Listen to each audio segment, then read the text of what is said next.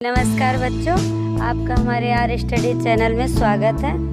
आज हम आपको हिंदी साहित्य के इतिहास के नामकरण के बारे में बताएंगे। यह बहुत ही महत्वपूर्ण विषय है क्योंकि इससे संबंधित आपके डीएलएड बीटीसी के अलावा टीजीटी, पीजीटी, टेट और अन्य प्रतियोगी परीक्षाओं जैसे रेलवे, बैंकिंग आदि में भी प्रश्न पूछे जाते हैं। तो वीडियो को लास्ट तक देखिएगा। वीडियो थोड़ा लंबा होगा लेकिन विषय बहुत महत्वपूर्ण है, इसलिए हम सभी से यह अनुरोध करते हैं कि एक एक टॉपिक को बहुत अच्छे से देखिएगा और सुनिएगा। ठीक है, तो हम शुरू करते हैं। प्रथम नामकरण जो किया था उनका आचार्य रामचंद्र शुक्ल जी का नाम आता है।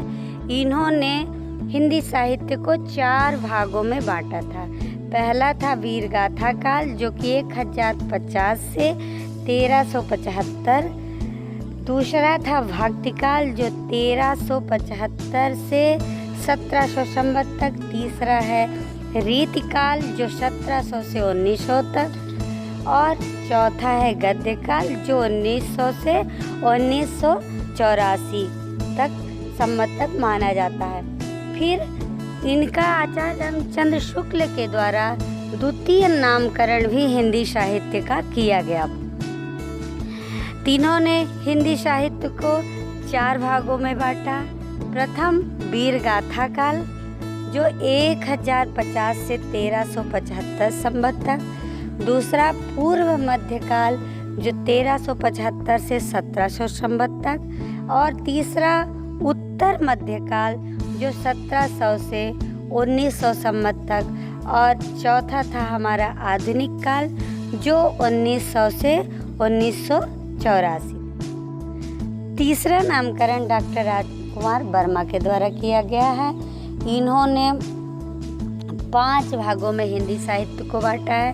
पहला है संधि काल, दूसरा है चारण काल, तीसरा है भक्ति काल, चौथा है रीति काल और 5वां है आधुनिक काल। तो संधि काल का समय था हमारा 750 से 1000 संवत तक। चारण काल का समय इन्होंने दिया 1000 से 1375 संवत तक। तीसरा भक्ति काल का समय इन्होंने दिया 1375 से 1700 संवत तक। चौथा रीति काल का समय दिया 1700 से 1900 संवत तक। और 5वां आधुनिक काल का समय इन्होंने दिया 1900 से अब तक।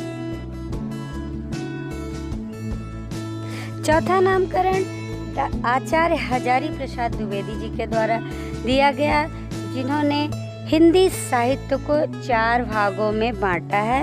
और हिंदी साहित्य का मुख्य रूप से इन्हीं का माना जाता है कि हजारी प्रसाद द्विवेदी ने जो समय दिया है वह एकदम सही है। तो इन्होंने आदि काल प्रथम, दूसरा भक्ति काल, तीसरा रीति काल, चौथा आधुनिक काल 4 भागों में बांटा है।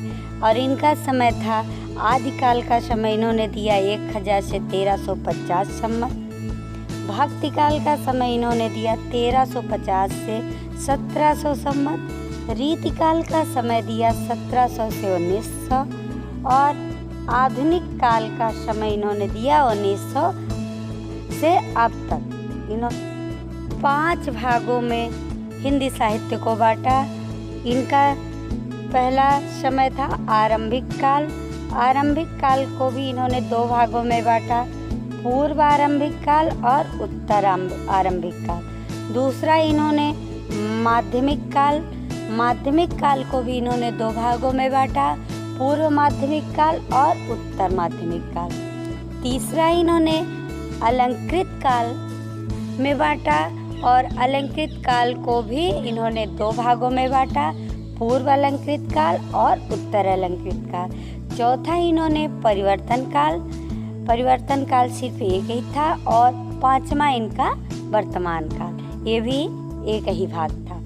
अब इस तरह से समय था आरंभिक काल का। जो पूर्व आरंभिक काल का समय था वो 700 से 1343 संवत माना गया।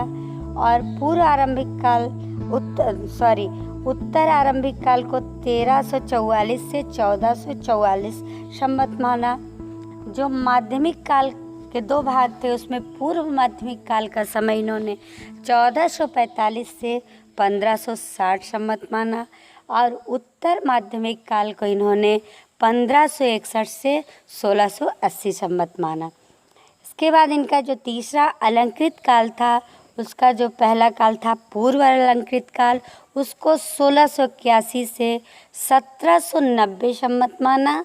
उत्तर अलंकृत काल को इन्होंने 1791 से 1889 संवत माना।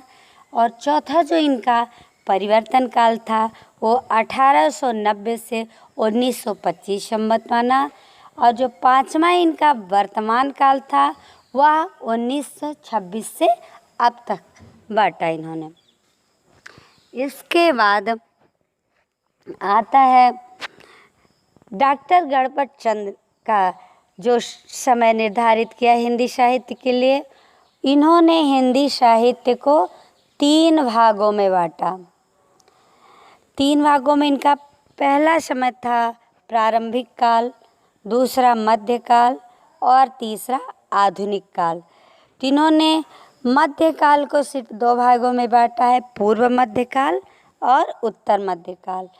तो प्रारंभिक काल का समय डॉक्टर गणपत चंद्र गुप्त ने दिया 1184 से 1350 ईस्वी में, और मध्यकाल का समय दिया इन्होंने पूर्व मध्यकाल के जो 2 भाग थे उसमें पूर्व मध्यकाल का समय इन्होंने दिया 1350 से 1500 ईस्वी, और उत्तर मध्यकाल का समय इन्होंने दिया 1500 से 1857 ईस्वी।